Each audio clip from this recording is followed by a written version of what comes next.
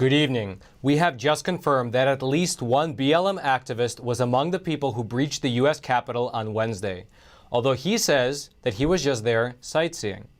Meanwhile, Nancy Pelosi and the Democrats are pushing for both impeachment and/or the invocation of the 25th Amendment. They are basically blaming President Trump for everything that took place over at the Capitol. While over in New York, the Supreme Court there ruled in favor of a small gym, saying that despite the lockdowns, they can open at full capacity. Let's go through these stories together. This is your never-ending 2020 election update, and I'm your host, Roman from the Epoch Times. Now let's begin today by talking about the aftermath of January the 6th, the protest that happened over in Washington, D.C. Now, first of all, there is a ton of speculation right now as to whether the breach of the Capitol was actually instigated by pro-Trump protesters or by subversive elements like Antifa or BLM activists who blended into the crowd. Now, frankly, it's actually unclear who instigated the breach of the Capitol building. We're still looking into it, still reviewing all of the footage. However, there is at least one confirmed BLM activist who was part of the group that entered the U.S. Capitol. That man's name is John Sullivan, and photographs show him inside of the Capitol building on January the 6th. Now, who exactly is John Sullivan? Well, he has in the past taken to social media to advocate for armed revolution. He was arrested about 6 months ago for making threats of violence. And in the past, he organized a protest with other BLM and Antifa activists. According to the Deseret News, he has damaged vehicles and urged people to block roadways out in Utah. And this was the guy that was photographed entering the Capitol last Wednesday. Now, to give you both sides of the story, however, he has actually, since the break-in, given an interview to a TV station where he said that the reason that he was there in Washington, D.C. was not to agitate, but to better understand supporters of President Trump. He told that TV station that, "For me, it's important from the group and the people around me to see that side of things, to see the truth. I don't care, like what side you're on, you should just see it raw." Now, thus far, he has not been charged with any crimes. However, 55 other people have been charged with crimes relating to the breach of the U.S. Capitol. According to the acting U.S. Attorney for Washington, D.C., 40 of those cases have been filed with the D.C. Superior Court, including 8 firearms-related cases, including one man who was arrested with a military semi-automatic rifle and 11 Molotov cocktails that were ready to go.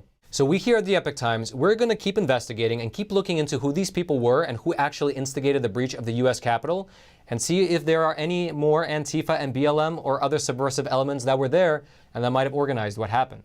And as we uncover more, I'll let you know right away. If you'd like to read more about the people who were charged or about this BLM activist who was among the crowd that we just talked about, those links will be in the description box below this video for you to check out for yourself.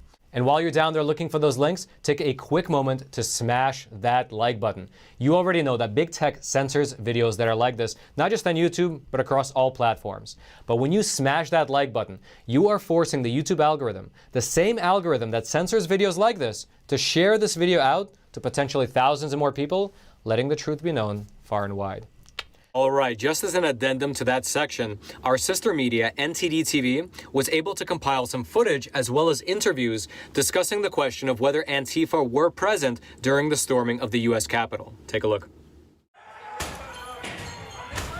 Trump supporters have largely been blamed for the violence against police officers and property, but video footage appears to show a different story. This video taken by NTD's on-the-ground reporters shows Trump supporters trying to stop the people smashing windows of the Capitol building and calling them Antifa. You can hear them saying, "Anyone who does this is not with us." It appears other protesters grab his leg and pull him down to stop him from breaking the window.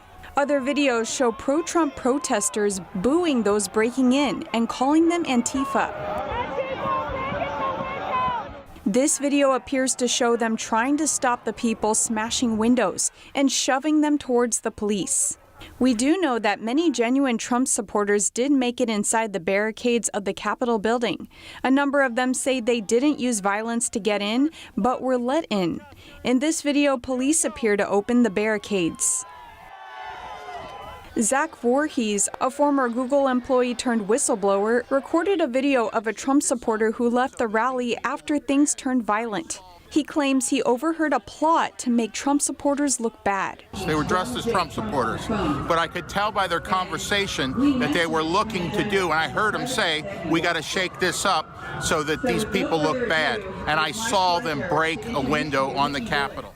Wednesday night, Congressman Mo Brooks urged people to not rush judgment on who assaulted the Capitol building. Brooks said on Twitter that another congressman told him that intelligence suggested Antifa was going to try to infiltrate the rally by dressing like Trump supporters. One protester who was at the forefront inside the Capitol and witnessed a woman getting shot has been identified as John Sullivan. He told 2KUTV News that he didn't support President Trump, but attended the protest to document it. Sullivan is a Black Lives Matter activist and the founder of Insurgents USA. On January 1st, he urged comrades to show up to the January 6th march. He wrote on Twitter, "We need numbers to show up. No fascist in D.C. March against fascism. Spread the word, comrades. Hashtag F Trump, hashtag Antifa."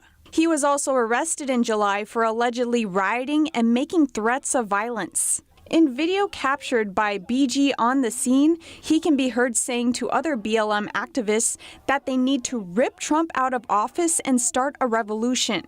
We got to rip Trump out of that office right over there. I want y'all to be after me. It's time for a revolution. Much is still unknown about who exactly smashed the windows of the Capitol and what their intentions were. An investigation is underway. Grace Coulter, NTD News. Now let's talk a bit more about the aftermath and the ramifications of the break-in. Now, first of all, here's a photo of the young woman that was tragically killed inside of the Capitol building. Her name is Ashley Babbitt. She was 35 years old, from California, and she was a 10-year veteran of the Air Force. According to her grandfather, she did several tours over in Afghanistan. Now, as to what actually took place surrounding her death, it's still unclear. According to the Capitol Police, she was shot by an officer whose name has yet to be revealed. There is an investigation pending, and the officer who shot Ashley has been placed on administrative leave as well as suspended. Now, other than Ashley, according to the D.C. authorities, one woman and 2 other men died after suffering medical emergencies during the chaos. Although as of now, we don't actually have more details about what those medical emergencies were. We don't know whether it's related to violence or maybe they were old and had some pre-existing conditions. We'll let you know as soon as we find out. Now, in terms of the police force, a U.S. Capitol Police officer actually died last night when he succumbed to the injuries that he received on Wednesday inside of the Capitol. Here's a picture of him. The officer's name was Brian Sicknick, and he was a 12-year veteran of the force. According to a report that was released by the department, he was injured while physically engaging with protesters. He returned to this division office and collapsed. He was taken to a local hospital where he succumbed to his injuries. As a part of their statement, the department said that they expressed their deepest sympathies to Officer Sicknick's family and friends on their loss and mourns the loss of a friend and colleague.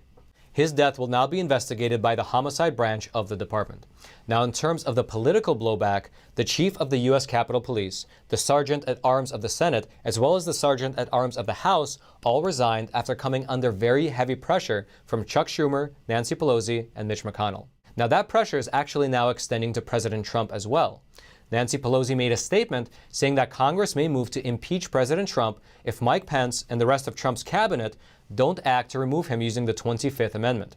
In the statement, she said that if the vice president and the cabinet do not act, the Congress may be prepared to move forward with impeachment. It's a simple matter in terms of the Constitution.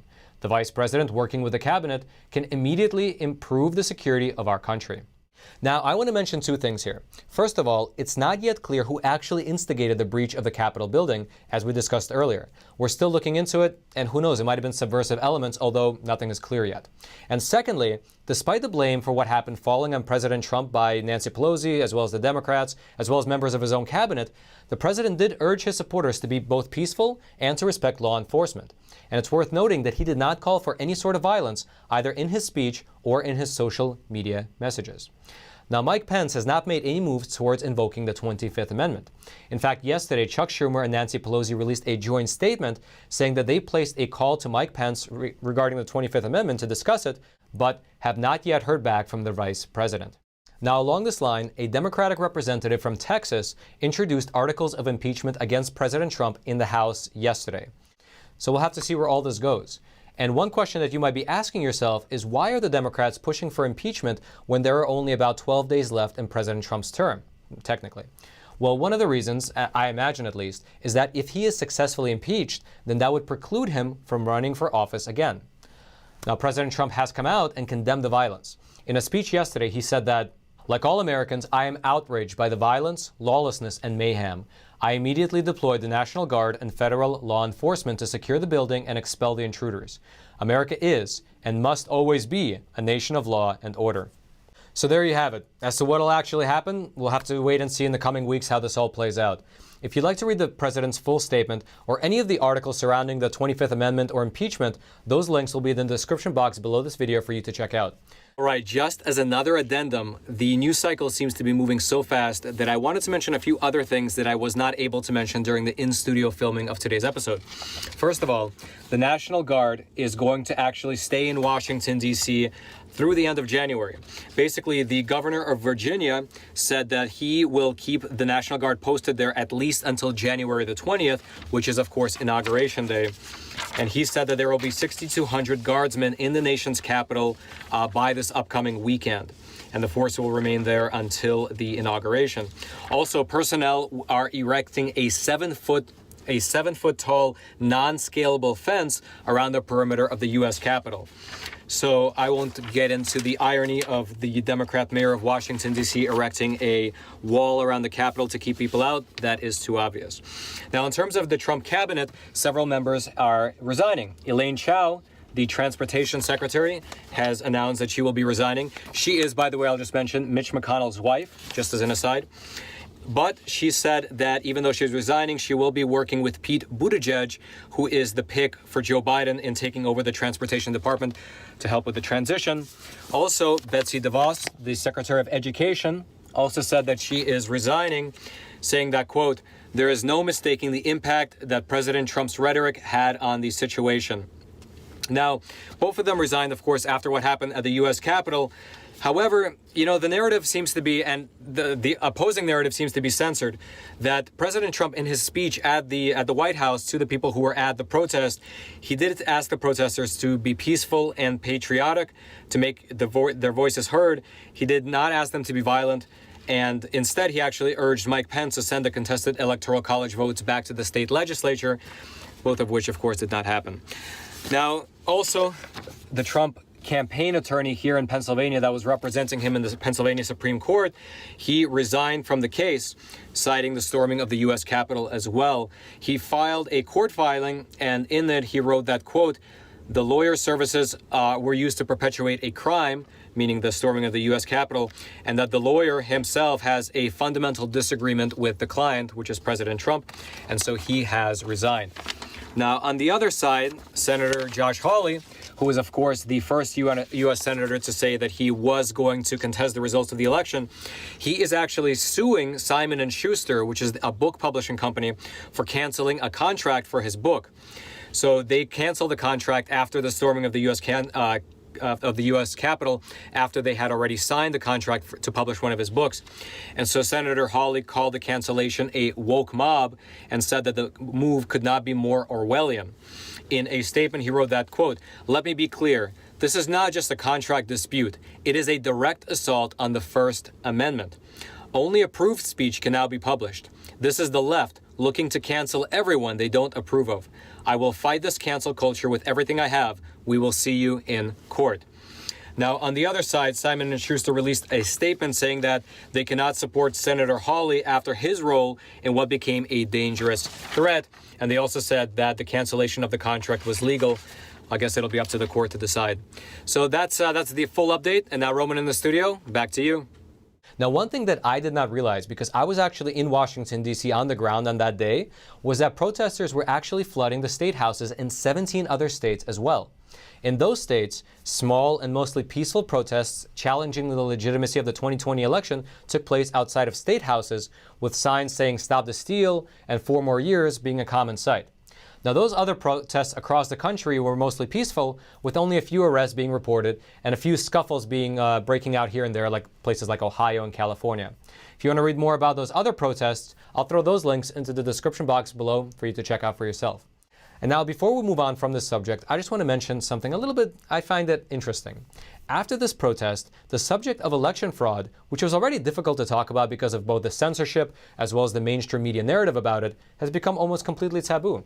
Even mentioning election fraud can have you branded as an insurrectionist. And frankly, you probably will not hear anybody talking about it anymore, because even if they are talking about it, big tech will censor them outright. In fact, yesterday, after YouTube instituted their new draconian policies, at least 3 of my videos were deleted. Now, if you watch them, you know that those videos were honest, they were factual, they were properly sourced, and they were nuanced. We didn't make any definitive claims about this election, but we did just introduce new evidence for you to check out, and everything was properly linked. You can read the articles and see the data yourself. But apparently, there is no more room for that in public discourse. Now, regardless, if you'd like to follow the real developments on that front, on the election fraud front, if you want uncensored news, then head on over to theepochtimes.com. We own our own servers, and so nobody can take us down. So if you'd like to know what's really going on, if you'd like to read uncensored news, then I would highly recommend that you check out theepochtimes.com. I'll throw a link to it in the description box below this video for you to check out for yourself. And now let's head on over to New York. Now, in case you don't know, the governor of New York, Andrew Cuomo, he instituted some very heavy capacity limits for gyms that are in so-called orange microcluster zones, meaning that there's more cases of the virus there than in other places. Basically, in those zones right now, gyms can only operate at a 25% capacity limit. However, 2 days ago, a New York Supreme Court judge granted an injunction allowing a gym called the Athletes Unleashed to open without any capacity restrictions. Now, you might have actually heard of this gym before, this gym called Athletes Unleashed, because there was a video not so long ago which went viral. Okay, Mess, you need to leave. I want to get out! Get out! In that video, the owner was operating his gym as normal, basically in full capacity, and that was at a time when it was supposed to be closed, I believe. It was supposed to be fully closed. And a county health inspector came in, tried to break it up, but he couldn't. And then the owner ripped up a $15,000 fine right there on camera. So the lawyer representing this gym, he said that there was nothing that they cited that referenced how they arrived at that number, meaning 25% capacity, or how it would be justified. In fact, the tracing statistics that the state has compiled show that gyms are some of the least transmitting places in the country. So even though people are calling this injunction a win for small businesses, technically, at this moment, it only applies to that one gym, to Athletes Unleashed, meaning that other gyms in New York still must operate under the 25 capacity limit in order to operate at all. In terms of the next steps, the attorney said that there is a second part of the lawsuit that the court will hear come February, and that's going to call into question the governor's authority to have any directive last longer than 30 days without consulting the legislature. So we'll see what happens. If you want to read more about this case, the link will be in the description box below this video for you to check out for yourself. And lastly, as the restrictions on free speech get tighter and tighter, as what's allowed to be discussed on platforms like this, for instance, get more and more restricted, I hope that you continue to check back in with us, because we will, to the best of our ability for as long as we can, continue our discussion in a fact-based and well-sourced manner. So until next time, I'm your host, Roman from the Epoch Times. Stay informed and stay free.